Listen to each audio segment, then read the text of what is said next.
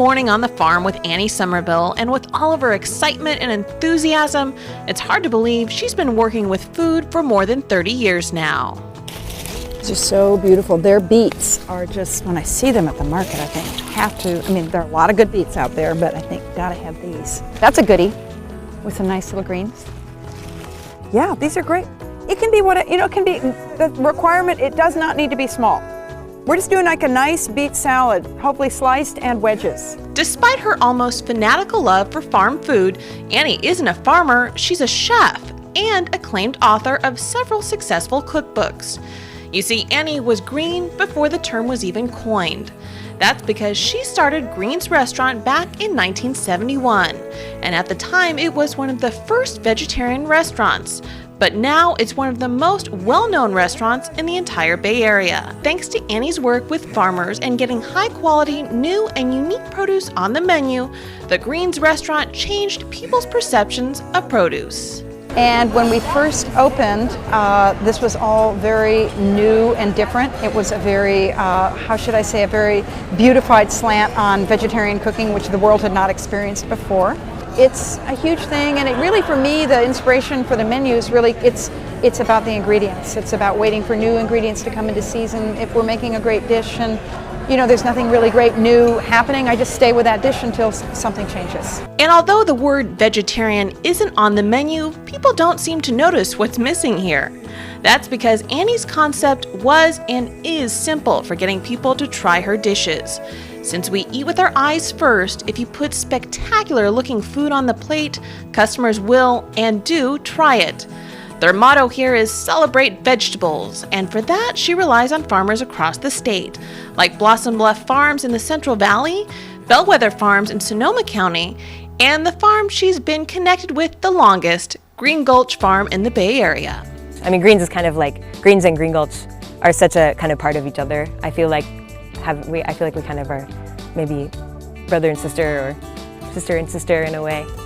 I almost take it for granted sometimes that we have such a great relationship with them and kind of mutually supportive.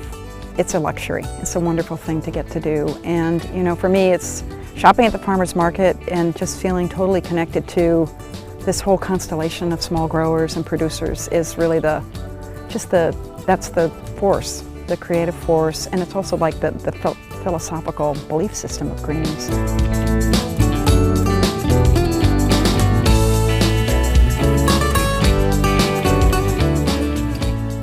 So this is the rainbow chard and red and green kale that we harvested at Green Gulch this morning.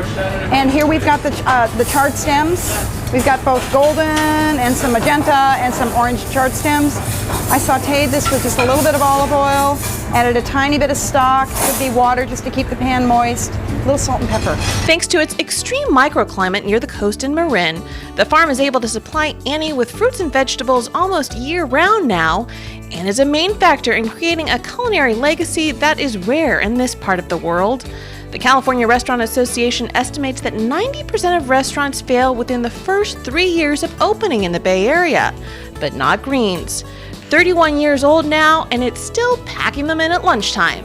Their secret to success here? Simply put, the chef's passion for produce.